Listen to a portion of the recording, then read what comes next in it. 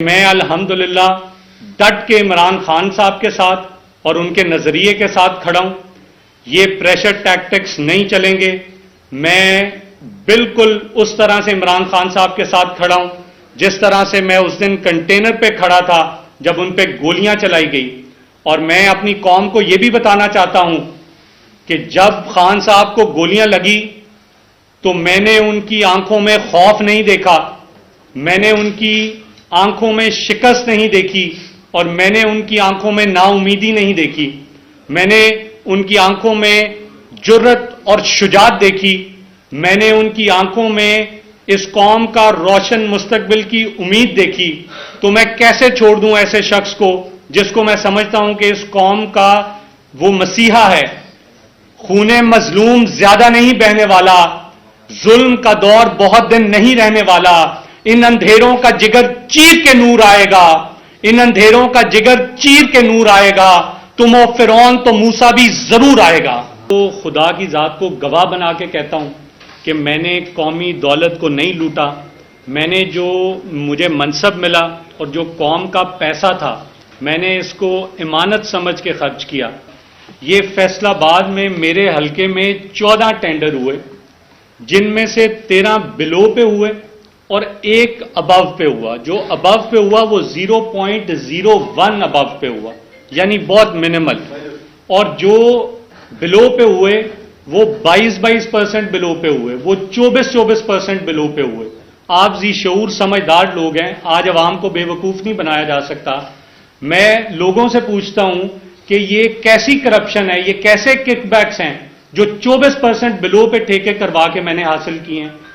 और मैं ये चैलेंज करता हूं, इनके पास मेरी सीडीआर मौजूद है, फोन का डेटा मौजूद है, मोहम्मद खान भट्टी साहब के घर के बाहर सीसीटीवी कैमरास मौजूद हैं।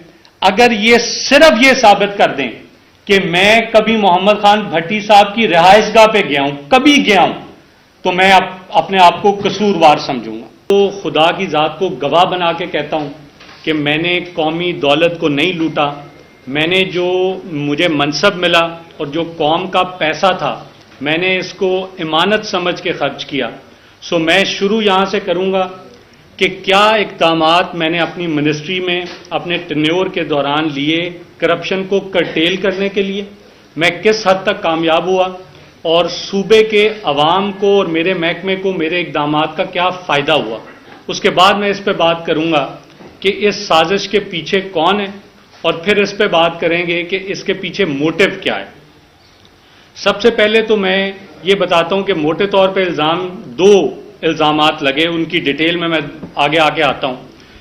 पहला इल्ज़ाम तो ये है कि जो ठेके हैं उनमें करप्शन हुई, क्योंकि CNW का काम सड़कें बनाना है, उसमें साफ ज़ाहिर है टेंडरिंग होगी।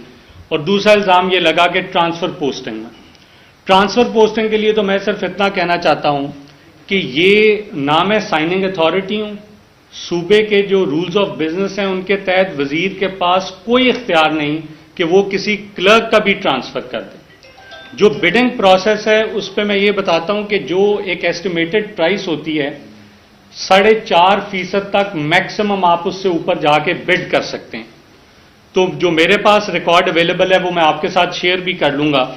ये फैसलाबाद में मेरे हलके में 14 टेंडर हुए, जिनमें से 13 बिलो पे हुए और एक अबव पे हुआ। जो अबव पे हुआ वो 0.01 अबव पे हुआ, यानी बहुत मिनिमल।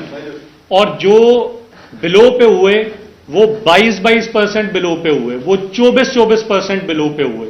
आप जी शऊर समझदार लोग हैं, आज अवाम को बेवकूफ नहीं बनाया जा सकता।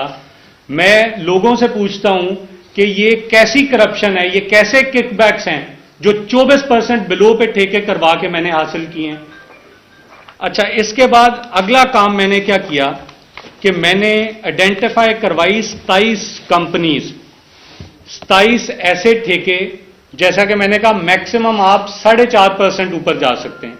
तो जो ठेके पंजाब में 4 से 4.5% ऊपर गए मैंने वो आइडेंटिफाई करवाए। ये डॉक्यूमेंट भी मैं आपके साथ शेयर करूंगा। ये 27 ठेके निकले। 27 की 27 कंपनीज ने अंडरटेकिंग दी कि उनकी गैरत जाग गई है, मुल्की हालात उनके सामने हैं, वो मुल्की हालात को देखते हुए अपना 4-4.5% जो ऊपर गए हैं वो एस्टिमेटेड प्राइस से वो कौमी खजाने में वापस जमा करवाएंगे। ये पंजाब की तारीख में ना आज से पहले किसी की गैरत जागी है, ना आइंदा कभी जागेगी। सो ये कौमी खजाने को 87 करोड़ की बचत हुई है। सो मैं ये समझता हूं कि मेरा तो ये किरदार रहा है कि जैसे मैंने पहले कहा, मैंने इस पैसे को कौम की इमानत समझा है और मैंने इंतहाई जांफशानी, मेहनत और ईमानदारी के साथ इस सूबे की खिदमत की है। अच्छा, आगे चलते हैं कि स्पेसिफिकली ये जो साजिश तैयार की गई ये एग्जैक्टली है क्या। अच्छा, अब एक FIR काटी जाती है एंटी करप्शन की तरफ से और एक एक्सियन मंडी बहाउद्दीन उठता है जो इल्ज़ाम लगाता है कि वो मोहम्मद खान भट्टी साहब जो कि साबका वज़ीर आला के साबका प्रिंसिपल सेक्रेटरी हैं, वो कहता है कि मैं उनको ट्रांसफ़र पोस्टिंग के लिए रिश्वत देता था और जब मैं उनके घर ये रिश्वत देने जाता था तो अली अफजल शाही और मोहन इलाही वहां पे मौजूद होते थे। अब आप लोग भी समझदार हैं, किसी की मौजूदगी उसका जुर्म साबित नहीं करती, लेकिन मैं हाई मॉरल ग्राउंड लेता हूं और मैं ये चैलेंज करता हूं, इनके पास मेरी CDR मौजूद है, फोन का डेटा मौजूद है, मोहम्मद खान भट्टी साहब के घर के बाहर CCTV कैमराज मौजूद हैं। अगर ये सिर्फ ये साबित कर दें कि मैं कभी मोहम्मद खान भट्टी साहब की रिहाइशगाह पे गया हूं, कभी गया हूं, तो मैं अपने आप को कसूरवार समझूंगा। सो ये जो एप्लीकेशन दी गई है, जिस तरह मेरे पे झूठा बहतान लगाया गया है, तो बादियों नजर में लगता यही है कि ये जो साजिशी अनासर हैं, ये मोहम्मद खान भट्टी साहब पे भी झूठा इल्जाम लगाया गया। अच्छा, अब अगला इसमें FIR में मैं एक्यूज नहीं हूं, मैं ये भी वाजे कर दूं। FIR में मेरा रोल सिर्फ इतना ही बताया गया कि जब मोहम्मद खान भट्टी साहब को ट्रांसफर पोस्टिंग के लिए पैसे दिए जाते थे तो मैं वहां पे मौजूद होता था। मैं ये भी वाजे कर दूं कि जो 4 या 5 पेमेंट्स उसमें FIR में बताई गई वो मेरे टेन्योर की नहीं है।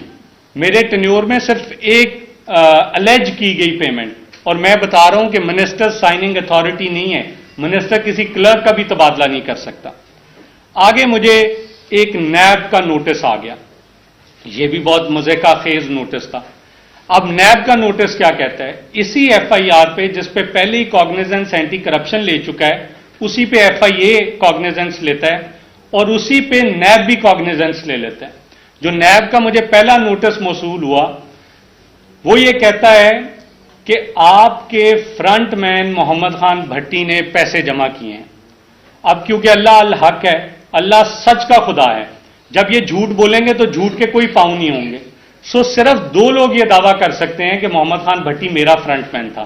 एक वो राना इकबाल एक्सियन जिसने पहले एक एप्लीकेशन दी, उसने तो ये दावा नहीं किया। दूसरा ये दावा खुद मोहम्मद खान भट्टी साहब कर सकते हैं कि जी मैं इसका फ्रंटमैन था। अब आप सब जानते हैं कि मोहम्मद खान भट्टी साहब तो पिछले 10 दिन से लापता हैं, वो तो अगवा हुए हैं। सो क्या नैब से पूछता हूं मैं कि नैब को कोई इल्हाम हुआ है या वो नैब की तहवील में है? अगर वो नैब की तहवील में है तो अदालत में झूठ बोला गया, कानून नाफिज करने वाले इदारों ने कहा कि मोहम्मद खान भट्टी उनके पास नहीं है।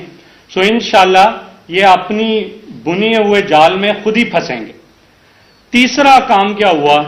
तीसरा काम यह किया गया कि फैसलाबाद से सरकारी मुलाजमीन को उठाया गया, SDOs को उठाया गया, एक्सियंस को उठाया गया, उन पर तशद्दुद किया गया और उनको कहा गया कि अली अफजल शाही के खिलाफ स्टेटमेंट दे दो, लेकिन उन्होंने उनमें से बेशतर ने इनकार किया।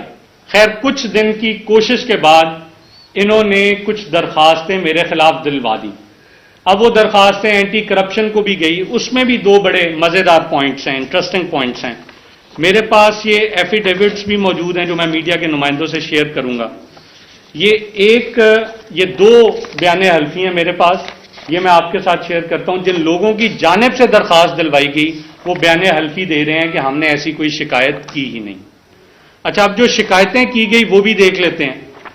एक शिकायत है, किसी बंदे का नाम नहीं है, किसी बंदे का साइन नहीं है, यह है ऑल ठेकेदारान फैसलाबाद टोबा झंग सरगोदा, किसी का नाम नहीं है। सो ये तो इदारों का मजाक बना रहे हैं। फिर मैंने जैसे कि कहा कि जब आप झूठ बोलेंगे तो आपका तमस्कर उड़ेगा और इदारे बदनाम होंगे।